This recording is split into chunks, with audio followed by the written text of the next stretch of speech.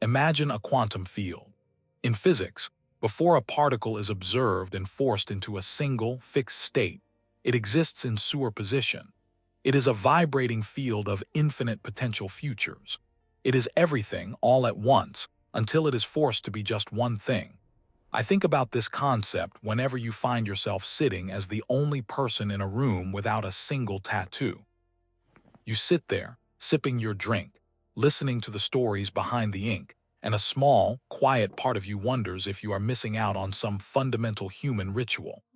The cultural narrative is incredibly loud here. If your skin is unmarked, society tends to assume you are indecisive, perhaps a bit rigid, or simply lacking the depth required to physically immortalize your life's journey. But what if we are looking at this completely backward?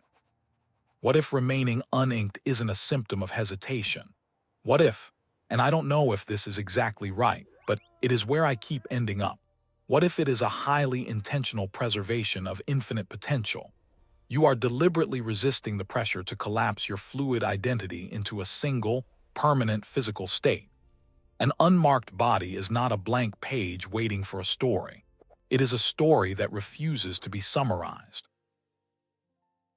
There is something I came across in behavioral psychology called future self-continuity. It is a cognitive framework measuring how deeply a person empathizes with the version of themselves that will exist 10, 20, or 50 years from now. Research tends to suggest that individuals with highly developed future self-continuity naturally prioritize long-term emotional planning over the instant gratification of immortalizing a current feeling. It is a quiet recognition that human beings are notoriously bad at predicting what will bring them joy in the future. We assume the passions that consume us today will burn just as brightly decades from now. But you harbor a healthy, intellectual skepticism about your own permanence, which might explain why you feel a quiet, persistent resistance when standing outside a tattoo parlor with your friends. You intuitively understand that the person you are today is merely a temporary tenant in your body. You refuse to vandalize the walls for the stranger who will inherit it a decade from now. It is 11 at night on a Tuesday. The glow of your phone illuminates the dark room as you scroll through intricate, beautiful designs. You admire the artistry. You even imagine how the dark ink would look settling into the skin of your forearm. But there is a subtle tightness in your chest, a faint, unspoken friction between the aesthetic appeal of the image and the heavy reality of tomorrow. You close the application. The screen goes black. Who are you trying to prove your depth to anyway? This is not cowardice. It is a rare, hyper-developed empathy across time. Most people treat their future selves as distant strangers, leaving them to deal with the physical and emotional debts incurred today. You are simply practicing a radical form of temporal hospitality. But existing in this state of infinite potential comes with undeniable social friction. We live in an era that demands visual proof of internal experience. The pressure to externalize your identity is built by a culture of hypervisibility. It is maintained by our own lingering fear that if we do not broadcast our depth, no one will know it actually exists.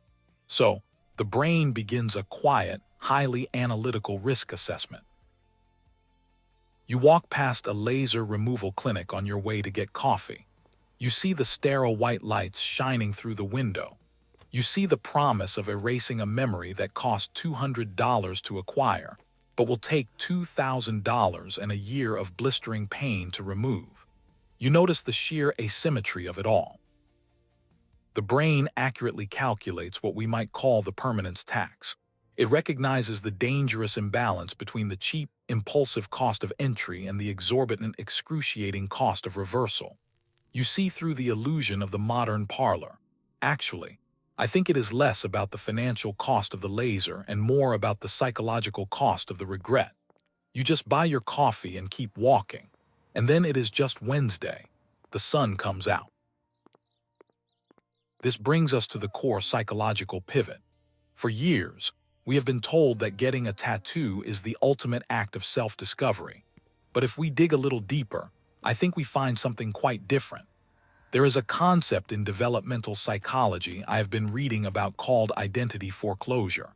It happens when a person commits to an identity, a belief system, or a persona prematurely, without fully exploring the alternatives.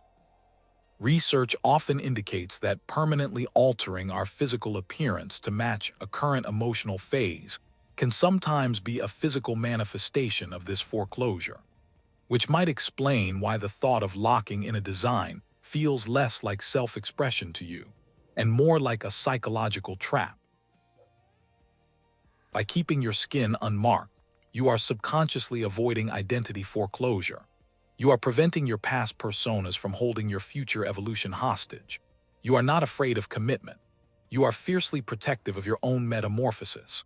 When you survive a trauma, achieve a massive milestone, or lose someone you love deeply, you do not need to broadcast it on an external billboard for strangers to validate. You process it internally.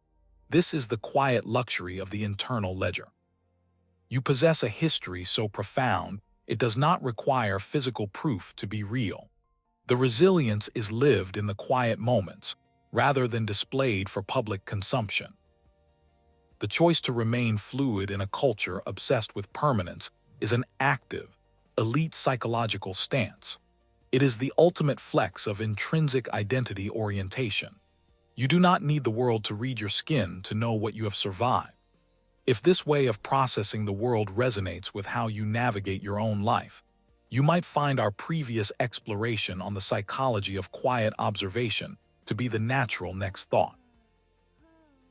So the next time you find yourself the only uninked person at the dinner table, feeling briefly like the most boring person in the room, I want you to reframe the evidence. Look down at your hands. Look at the unmarked canvas of your arms. You are not missing out on the human experience. You are experiencing it without a tether. The reality is, it can be deeply isolating to move quietly through a world that demands you shout your identity from the rooftops. There will always be moments where you wonder if you should just pick a symbol, endure the needle, and anchor yourself to the current zeitgeist just to feel like you belong. But if our bodies are the only true homes we will ever know, what happens when we refuse to furnish them with the heavy, unmovable artifacts of who we used to be? You remain free to become whoever you need to be tomorrow.